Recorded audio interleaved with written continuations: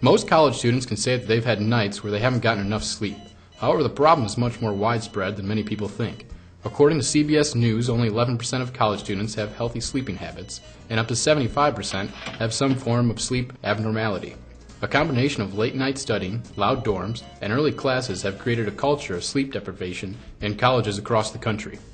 Most doctors recommend that students get 8 to 9 hours of sleep a night, but surveys show that most students get an average of 6.5. This causes sleep debt, which can cause fatigue, tension, and even depression in students.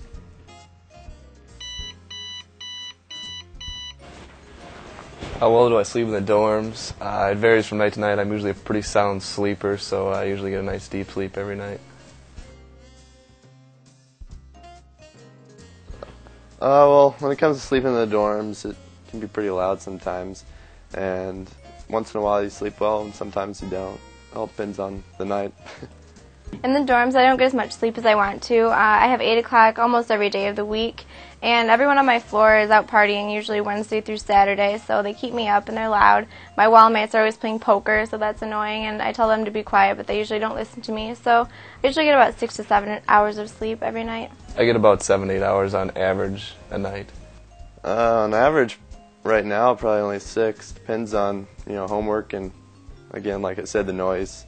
I try to go to sleep semi-early, but everyone around me usually keeps me up, and they come back late from the bars, and my wall mates are really loud and noisy, so sometimes I've even tried earplugs, but that doesn't usually work. The biggest distraction while sleeping in the dorms would be the noise level. You always get kids banging on doors, yelling down the hallway. To combat their fatigue, many students rely on coffee, soda, and energy drinks to get them through the day. However, the jolt that these drinks provide lasts only a short while, prompting the students to drink more. This is a dangerous cycle, as drinking too many energy drinks can cause nausea and irregular heartbeat and even hardening of the arteries. I will go to work every day at 11 o'clock, and usually I stop by Seattle's Best and grab a cappuccino. I'd probably say 3 to 4 days out of the week. The internet and television are major factors in preventing students from sleeping. Many students spend their evenings surfing through sites or watching their favorite shows. Before they know it, they've stayed up too late and will not receive the adequate sleep they need.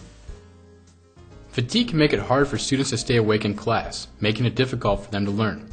Classes are getting earlier every semester, with some starting at 6 a.m.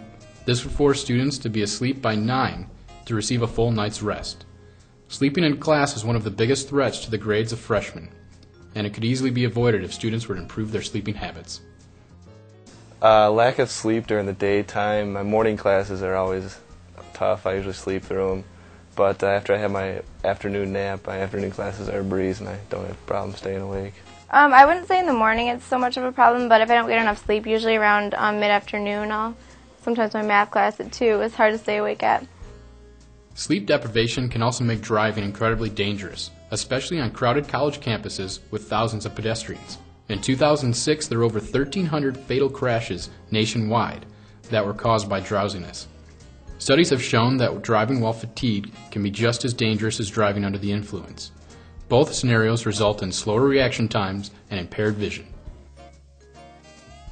The only suggestions I can make for people around the dorms is to maybe keep it quieter, maybe more discipline in the halls. I would say they just need to make the students realize that they need to respect their RAs and their floor, and they really are. It is their job to enforce the rules, and they're not just another person that they can just joke around with that kind of thing. They just need to take it seriously instead of just blowing it off.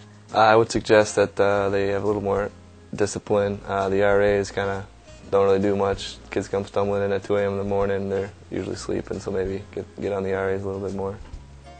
All right, guys, you want to turn the lights off? Go to bed.